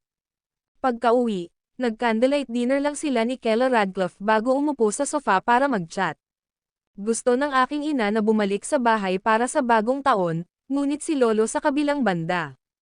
Pagdating kay Zaid Radcliffe, ang puso ni Kela ay halo-halong emosyon. Mula noong insidente ng pagkidnap, hindi na siya nakikipag-ugnayan kay Otis Radcliffe o Zaid Radcliffe. Narito ang medikal na ulat ng iyong lolo, tingnan mo ang iyong sarili. Tumayo si Julius, pumunta sa computer desk, at kumuha ng report mula sa drawer. Ikaw, may nag-check ako sa sandaling bumalik ako mula sa Five River Province, ngunit dahil hindi mo ito binanggit, hindi ko na ito binanggit. Napatingin si Julius sa medyo nagulat na ekspresyon ni Kela, nakangiti habang tinatapik ang ulo nito. 3 taon na tayong magkasama, hindi mo ba naiintindihan? Para sa isang tulad ni Kela na sineseryoso ang mga relasyon sa pamilya, kahit alam niyang pakunwari ang sakit ni Zaid Radcliffe, hindi niya basta-basta mapapabayaan ang kalagayan ng kanyang lolo. Pagkabalik nila, ang hedonistikong Finn Carmichael ay nagpadala na ng mga empleyado sa ospital upang kunin ang ulat, at masusing inimbestigahan ang bagay na ito. Ang buong kurso ng kaganapan, kabilang ang mungkahi ni Otis Radcliffe na bigyan si Zaid Radcliffe ng mga ilegal na iniksyon, ay detalyado sa ulat ng pagsisiyasat. Ang hayop na Otis na iyon. Mahal na mahal siya ni Lolo, handang ibigay sa kanya ang lahat, ngunit ginawa niya ito kay Lolo. Nang tingnan ni Kela ang itim na text sa puting papel, nanginginig sa galit si Kela, nanginginig ang mga kamay habang hawak ang papel. Mula pagkabata, palaging nasisiyahan si Otis sa pinakamagagandang kondisyon sa pamilya Radcliffe.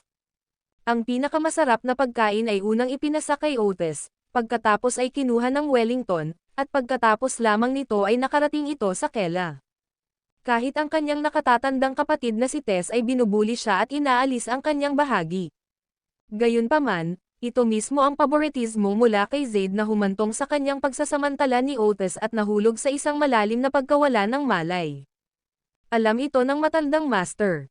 Hindi mo dapat sisihin ang sarili mo, kahit sa huling sandali nila, iniisip nilang saktan ka. Dumampot si Julius ng mansanas sa mesa at dahan-daang sinimulan itong balatan, na umaaliw sa kanya, kung hindi mo sila pamilya, matagal ko na silang itinapon sa Mount Everest. Salamat. Pinipigilan ni Kela Radcliffe ang mga luha sa kanyang mga mata, hindi pinapayagan ang kanyang sarili na umiyak.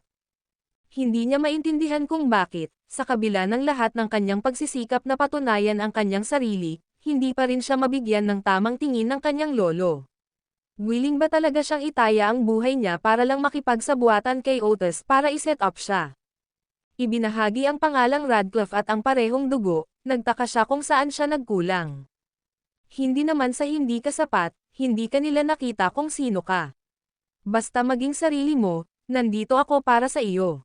Tila nakita mismo ni Julius ang iniisip ni Kela, iniabot sa kanya ang binalat na mansanas. Salamat. Nang matanggap ni Kela ang mansanas, nakaramdam siya ng init sa kanyang puso at dahan-daang isinandal ang kanyang ulo sa ulo ni Julius. 3 taon na ang nakalilipas, hindi niya akalain na ang lalaking minsan niyang minamaliit ay magiging haligi ng suporta niya makalipas ang 3 taon. Dahil sa paggalaw na ito, agad na nanigas si Julius. Pagkatapos, nabuhay ng higit sa 10,000 taon, na minsang tumakbo sa Great Wall sa kalaliman ng gabi, at naupo ng tahimik sa pangingisda sa tundra sa loob ng 10 taon, maingat niyang inilagay ang kanyang kamay sa baywang ni Kela sa unang pagkakataon. Dahan-dahan siyang hinayla palapit sa yakap niya. Tila huminto ang oras sa sandaling iyon. Hanggang sa may sumigaw mula sa labas. Sinisira ang katahimikan. Kela, lumabas ka dito. Ang boses na ito ay nagpasimangot kay Julius. Ang layuning pumatay na lumabas mula sa kanya ay naglaho ng kasing bilis na ito ay lumitaw, pinigilan sa mga sandali lamang. Ang Kela sa kanyang mga bisig ay hindi pa natutulog, ang gayong galit ay madaling makapinsala sa kanya. Pupunta ako at haharapin ito. Nang tatayo na si Julius, hinawakan siya ni Kela, sasamahan kita. Malakas ang hangin sa labas, at kasama ka doon, hindi magiging comfortable para sa akin na magpapisikal. Napakamot ng ulo si Julius Reed na medyo nahihirapan. Ayos lang, papanoorin kitang lumaban. Napangiti si Tess Radcliffe, napakaganda ng bulaklak ng tag-init. Kung gayon ay umalis na tayo. Umalis ang dalawa sa mansyon at nakita si Brancock na pinangungunahan ang isang grupo ng mga tao, na nakapalibot sa labas ng kanilang tahanan. Hinaharangan sila ng mga tao mula sa Wilson Pavilion, na pinipigilan silang makahakbang papasok. Kaya si Young Master Cook, ano ang problema? Si Julius Reed, na nakaakbay sa baywang ni Tess Radcliffe, ay dahan-daang naglakad patungo sa kanila. Nang makita ang kanilang matalik na kilos, mas hindi komportable si Brancock kaysa kung nakalunok siya ng langaw. Ang babaeng pinapangarap niya ay talagang nabubuhay kasama ang hoodlum na ito sa harap ng kanyang mga mata. Huminga ng malalim si Brancock, sinusubukang pakalmayan ang sarili. Itinuro niya si Ken Leocadia, na binugbog hanggang sa hindi na makalakad, at malamig na nagtanong, ikaw ba ang nakabangga sa kanya? Siya nga, walang batas ang batang ito, nakita kong nangyari iyon. Lumabas si Graham Cook mula sa karamihan, itinuro si Julius Reed at nagngangalit sa galit, ganyan ang taong walang paggalang sa batas. Sabi ko, sino ka ba? Si Julius Reed ay tumingin kay Graham Cook na may ganap na hindi pamilyar. Sa oras na dumating si Graham Cook, iniuwi na niya si Tess Radcliffe. Ang dahilan kung bakit siya inakusahan ay dahil si Brancock ay hindi nang ahas na saktan si Aaron Martin at kailangang hanapin ang tinatawag na Amos Davenport, upang sisihin. Nawala na ang buong mukha ni Brancock noong umagang iyon, at ngayon ay naghahanap lang siya ng pagkakataon para sa paghihiganti. Ngayong binugbog na ni Julius Reed ang mag-asawang iyon, at nasangkot din si Ken Leocadia dahil dito, matapos bumalik si Graham Cook at sabihin kay Brancock ang tungkol sa pangyayari, tinawagan ni Brancock ang kanyang mga tao upang harapin si Tess Radcliffe. Sinong mag-aakala na si Amos Davenport ay talagang makakasama ni Tess Radcliffe? Sa kanyang puso, isinumpa niya si Tess Radcliffe dahil sa pagiging walang hiya niya, sa napakabilis niyang pagsama, ngunit nakaramdam din siya ng inggit.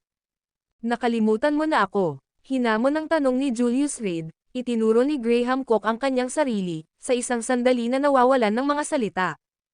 Anyway, this matter is related to the two of you, pag-usapan natin kung paano haharapin. Siya at si Marcella Leocadia ay nasa isang partnership, at talagang gusto niyang tulungan ang kanyang matandang kaibigan na napinsala. Paano ito haharapin? Bahagyang tumaas ang napakagandang kilay ni Tess Radcliffe, malinaw na sila iyon. Hindi na kailangang mag-aksaya ng mga salita sa gayong mga tao. Dahan-daang inilagay ni Julius Reed ang daliri sa labi nito, nakangiti, asawa, panoorin mo akong lumaban. Huwag mong madumihan ang iyong damit. Bahagyang ngumiti si Tess Radcliffe, marahang inayos ang damit ni Julius Reed. Kayong dalawa, habang pinapanood ang mag-asawa na nagpapakita ng pagmamahal, hindi na napigilan ni Brancock ang kanyang galit, at umungol siya, lumabas ka rito. Ito ay isang pribadong tirahan pagkatapos ng lahat, kung pumasok siya, magbabago ang kalikasan ng pangyayari. Darating, kuya. Lumingon si Julius Reed, puno ng ngiti ang mukha, at naglakad papunta sa pinto, senyales sa mga disipulo ng Wilson Pavilion na tumabi. Amos Davenport, hayaan mong sabihin ko sa iyo. Whoosh! Bago niya matapos ang kanyang pangungusap, sinipa ni Julius Reed ang wheelchair ni Ken Leocadia. Array! Si Ken Leocadia, na puno ng mga sugat, ay bumagsak ng husto sa lupa, umaangal sa sakit na parang baboy. Ikaw, ang lakas ng loob mong manakit muli ng tao. Napaatras si Brancock sa takot, siya ay isang intelektual at ngayon lamang dumating upang takutin sila, hindi inaasahan na talagang magiging pisikal si Julius Reed. Ang video na ito ay edited by Urban Storytelling. Kabanata 379 na pagpapanalo ng mga tao sa kabutihan sa lungguhit isa. Ang mga sibilisadong tao ay may sariling hindi nakasulat na mga tuntunin pagdating sa paghawak ng mga bagay. Kahit na ang dalawang partido ay magdala ng mga tao, na mukhang malapit ng sumiklab ang isang away, talagang hindi sila maglalaban. Una, tinitingnan nila kung aling panig ang may mas maraming tao, kung aling panig ang may mas malakas na koneksyon. Kung hindi kapansin-pansin ang pagkakaiba, patuloy silang tumatawag para sa backup hanggang sa umatras ang kabilang panig. Ang mas mahinang partido ay yumuko sa kanilang mga ulo sa paghingi ng tawad, at ang usapin ay itinuturing na nalutas. Kung tutuusin, lahat ay sibilisado, at sa isang maayos na lipunan, ang pinahahalagahan ay ang mukha ng isa. Ngunit walang sabi-sabing humakbang si Julius Reed at sinipa ang stretcher ni Ken Leocadia. Masyadong barbaric yan. Anong ginagawa mo? Naparito ako para kausapin ka ngayon, para mangatwiran ka. Kahit na marami akong kakampi, kung handa kang yumoko at humingi ng tawad. Bumilis ang tibok ng puso ni Brancock, hindi pa rin nakaka-recover sa pagkabigla. Sa orihinal, ang kanilang grupo ay dumating ng may mahusay na momentum. Ang ideya ay upang takutin si Keller Radcliffe sa pamamagitan ng pagpapakita ng puwersa. Ngunit hindi nila inasahan ang nangingibabaw na sipal ni Julius Reed, na lubos na nagpasindik sa kanila. Hindi na kailangan, hindi ako magaling sa mga salita, mas gusto kong hayaan ang aking mga kamao na magsalita. Tumangala si Julius Reed sa kanyang kamay at malayang naglakad papunta sa isang Audi A6 na nakaparada sa entrance. Magandang kotse, di ba? Bagong-bago. Marahan niyang hinawakan ang sedan. Mag-ingat ka dyan. Kakabili ko lang ng kotse na yan, kapag nasira mo ang pintura, hindi ko kayang ayusin. Nagmamadaling lumapit si Graham Cook, at itinuro si Julius Reed, ito ay isang Audi, para sa isang walang trabahong tulad mo, paano mo kayang bayaran kung talagang nasira mo ito? Siya ang Procurement Department Manager sa Cook family, isang posisyon na may maraming perks. Ngunit bago bumalik si Brancock, ang Cook family ay hindi masyadong malakas, kahit na bahagyang mas malakas kaysa sa Radcliffe family. Ngayon sa puwersahang pagbabalik ni Brancock, ang katayuan ng pamilya ay tumaas ng malaki. Alam din ni Graham Cook na malapit na niya itong mayaman at mabilis na lumipat sa isang bagong Audi. Kakalabas pa lang ng sasakyan, naka-sports pa rin ang pansamantalang plaka nito. Narinig ko na ang Audi ay pumutol, hindi sigurado kung ito ay totoo o hindi. Sabi nila ito ay isang layer lamang ng sheet metal sa katawan, tulad ng plastic sa loob. Umikot si Julius Reed sa kotse, dahan-daang nagsasalita. Iyan lang ang maaasim na ubas ng mga hindi kayang bumili ng isa. Sabihin ko sa iyo ang totoo, ang kalidad ng Audi na ito ay nangunguna, hindi maihahambing sa anumang iba pang basurang mga kotse. Kung tungkol sa kaligtasan, kahit na tumama sa pader, ito ay boom! Hindi pa natapos ni Graham Cook ang kanyang pangungusap ng isang malakas na putok ang bumulaga sa kanya sa katahimikan. Paglingon niya, nakita niya si Julius Reed na idiniin ang kanyang kamay sa hood ng kotse, na ginawang isang tumpok ng scrap metal ang harapan ng sasakyan. Hindi man lang nakaon ang makina, pero natapon ang antifreeze at engine oil sa buong lupa. Ikaw, nanlaki ang mga mata ni Graham Cook, habang nauutol, ikaw. Nakatali ang kanyang dila, at hindi na siya makapagsalita pa. Sino ito, isang tao o isang halimaw? Ano ang tungkol sa akin? Sinabi ko lang na ang Audi ay naghiwa-hiwalay, at tingnan, sa isang bahagyang pagpindot, ito ay nawasak. Tinanggal ni Julius Reed ang kanyang mga kamay, nakangiti habang pinagmamasdan ang mga tao ng pamilya Cook. Ang kanyang mga salita ay nagpalunok kay Graham Cook na kinakabahan. Maaari ba talagang tulad ng sinabi ni Amos Davenport, na ang kotse ay naghiwa-hiwalay? Ngunit kahit na mayroon itong mas kaunting mga tampok, hindi ito dapat na napakarupok na maaaring basagin ito ng isang kamay, tama ba? So, nag-aaway ba tayo o ano? Ako lang mag-isa, do as you please. Inilahad ni Julius Reed ang isang kamay, itinuro ang ilang dosenang mga tao ng pamilya Cook sa kanyang harapan. Ngunit walang nang ahas na humakbang pasulong. Lahat ay nagpipigil ng hininga, nagpapalitan ng mga tingin, pinagpawisan ng malamig. Tao ba ito? Para siyang demonyo. Kalimutan ang kanilang grupo, kahit na doble ang bilang, hindi sila maglalakas loob na mag-charge forward. Kung ang isang bagay na kasing tigas ng bakal ay madaling madurage, paano naman ang mga paa? Ang hindi sinasadyang bali ay mga ngahulugan ng panghabang buhay na kapansanan. Naging awkward na tahimik ang kapaligiran. Mabigat na paghinga lang ang maririnig. Mag-aaway ba tayo o hindi? May gagawin pa ako. Lumapit si Julius Reed kay Brancock, na nagkukunwaring aksidenteng natapakan ang paa ni Ken Leocadia sa daan. Magpapakawala na sana ng parang baboy ang huling ngunit agad na tinakpan ng kamay ang bibig, tinitiis ang sakit ng walang ingay. Kung sumigaw ako at manginig ang mga paa nila, siguradong mababali ng husto ang mga paa na iyon. Hey, Amos Davenport, sa tingin mo kaya mo? Sampal. Bago matapos ni Brancock ang kanyang pangungusap, sinampal siya ng malakas ni Julius Reed sa mukha. Si Brancock, na hindi pa nakaranas ng ganoong pang-aabuso, ay agad na nagpakita ng imprint ng 5 daliri sa kanyang maceland, makatarungang mukha. Amos Davenport, ang lakas ng loob mong saktan ako. Sa sikat ng araw, wala bang batas? Oh, mayroon akong OCD, medyo asymmetrical. Sampal. Hindi na hinintay ni Julius Reed na matapos magsalita si Brancock, at muli siyang sinampal. Ngayon, simetriko na. Tiningnan niya ang kanyang gawa at tumango bilang kasiyahan. Ikaw. Huminga ng malalim si Brancock, halos ipitin ang salita sa kanyang mga ngipin. Dapat sabihin, nag-alinlangan siya. Ang mga salita sa dulo ng kanyang dila, hindi siya naglakas loob na sabihin iyon. Ang nag-aapoy na sakit sa kanyang mukha ay tila nagpapaalala sa kanya na ang lalaking ito ay hindi dapat magalit. Huwag kumilos ng pabigla-bigla, manatiling makatwiran. Magsasalita pa ba kayo ng dahilan? Sa wakas, sinabi niya sa pamamagitan ng gritted ngipin. Dahilan. Siyempre, humalaklak si Julius Reed, ako ang uri ng tao na gustong manalo sa mga tao sa pamamagitan ng kabutihan. Haha, manalo sa kabutihan. Talagang naramdaman ni Brancock na pumatay ng isang tao, kinasusuklaman lamang na hindi niya ito matalo at maaari lamang tumayo doon at tanggapin ang pambubugbog. At ang mga sumama sa kanya, lahat ay nagbubulag-bulagan sa katapangan sa kanilang pagpunta dito, bawat isa ay nagyayabang na matatalo nila si Julius Reed ng husto kahit ang sarili niyang ina ay hindi siya makilala.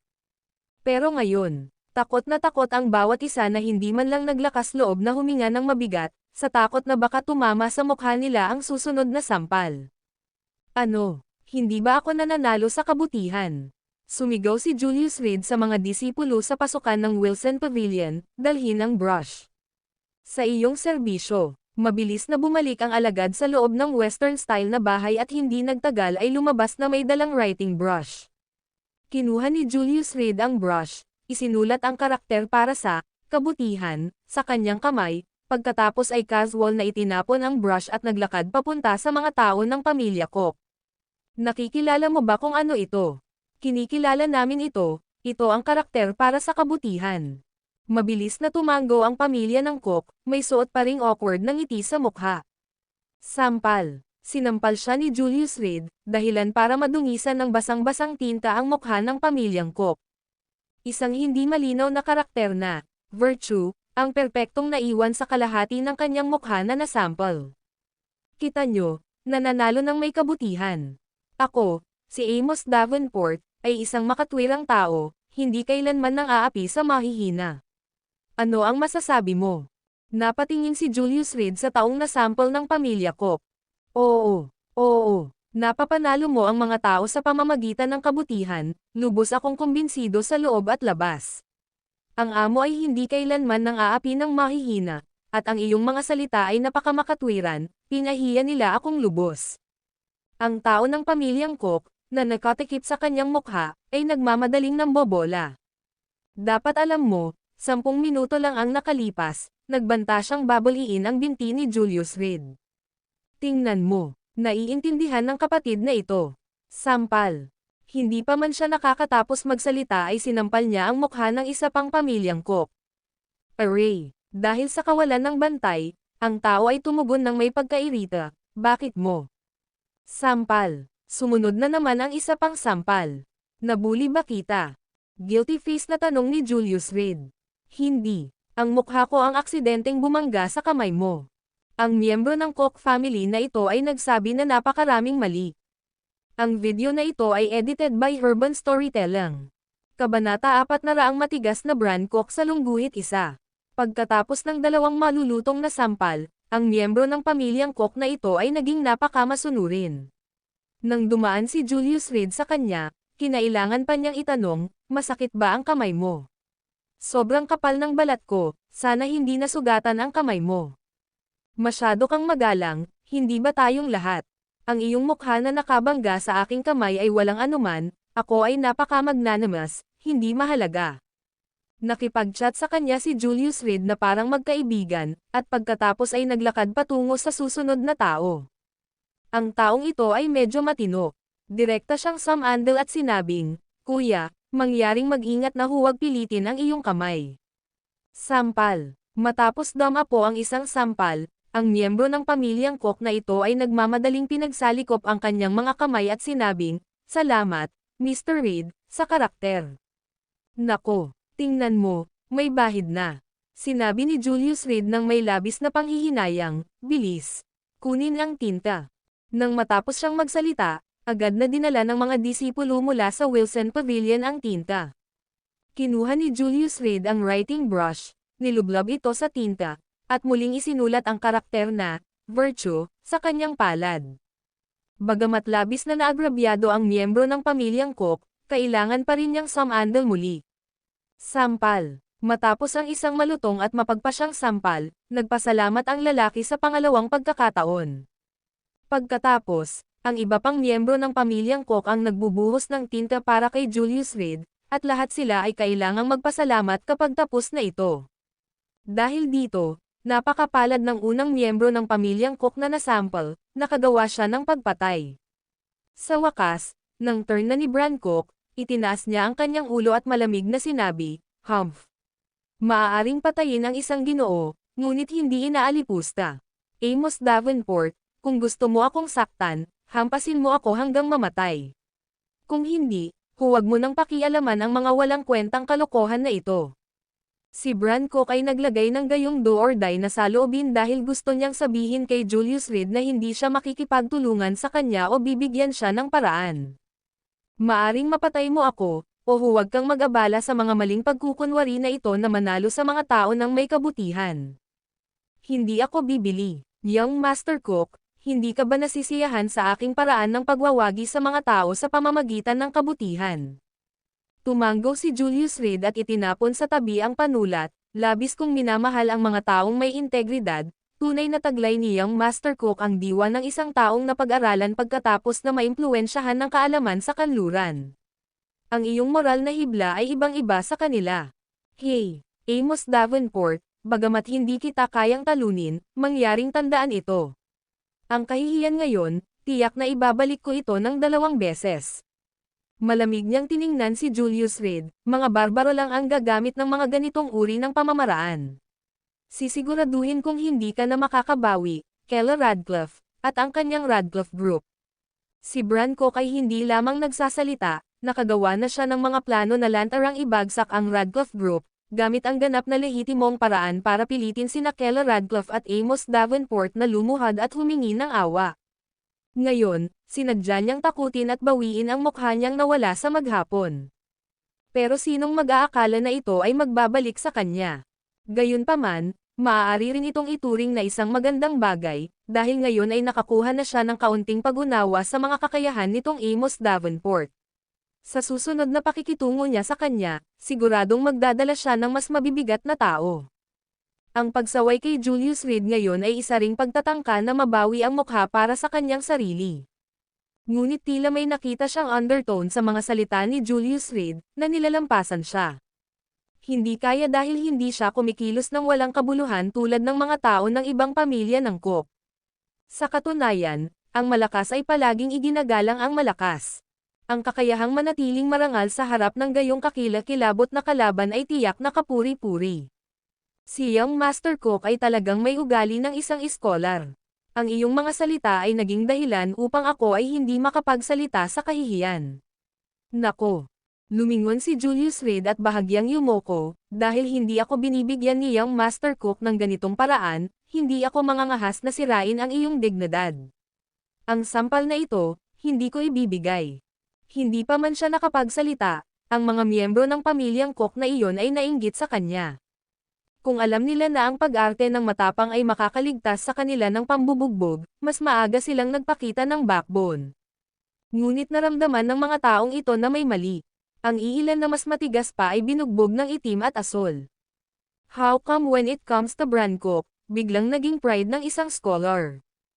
Amos Davenport, huwag mong isipin na magpapasalamat ako sa iyo dahil hindi mo ako sinaktan. To tell you the truth, bukas ang Radcliffe Group ay haharap sa pagbuksa, nakipag-ugnayan na ako sa lahat ng mga pangunahing bangko. Magsasama-sama sila bukas para pindutin ang pagbabayad. Napangiti si Brancock, at itinuro si Kella Radcliffe. Kella Radcliffe, boyfriend mo ba ito? Nagsama-sama ang mga ibon ng balahibo. Isang grupo ng mga bastos, hintayin ang mga liham ng abogado bukas. Pagkatapos sabihin iyon, tumingin siya kay Ken Leocadia, na hindi nang ahas na gumawa ng ingay sa lupa, iwinagayway ang kanyang kamay, at sinabing, kunin mo siya, tayo na. Maghintay ka, tinawag siya ni Julius Reed mula sa likuran. Ano, sinira ni Mr. Reed ang kanyang salita. Ngunit para sa isang tulad mo, kahit anong gawin mo ay hindi ako magugulat. Nagulat si Brancock sa kanyang puso, ngunit sinubukan niyang magmukhang kalmado habang sinasabi niya, ituloy mo. Nagkamali si Young Master Cook. Nakangiting tumingin sa kanya si Julius Reed, I'm a man of my word. Kung sasabihin kong hindi kita papatulan, hindi ko gagawin. Kung ganoon, bakit hindi mo ako paalisin?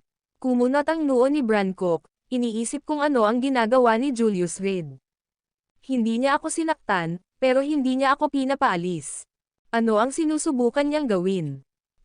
Alam mo, hindi ako masyadong kultura, isang bastos na lalaki. Humalaklak si Julius Reed ng hehe. Alam ko, barbaro, sa sibilisadong lipunang ito, talagang kakaiba ka. Malamig na sumangot si Brancock at nagsimulang pamuna habang nakaturo kay Julius Reed.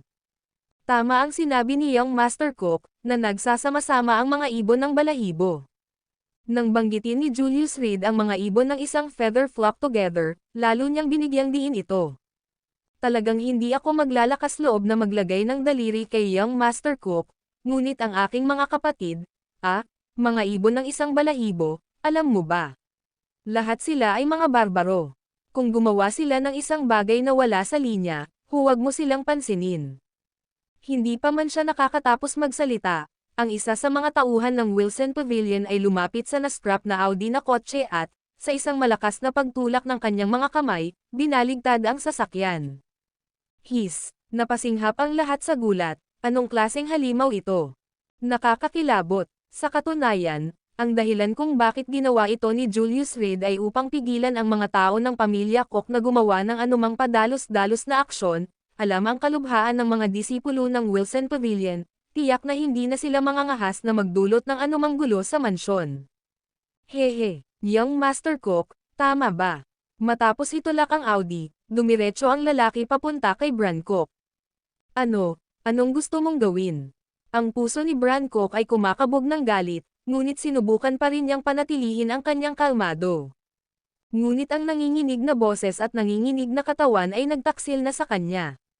Walang anuman. Lagi tayong tinuturuan ng ating kuya na manig ng may kabutihan.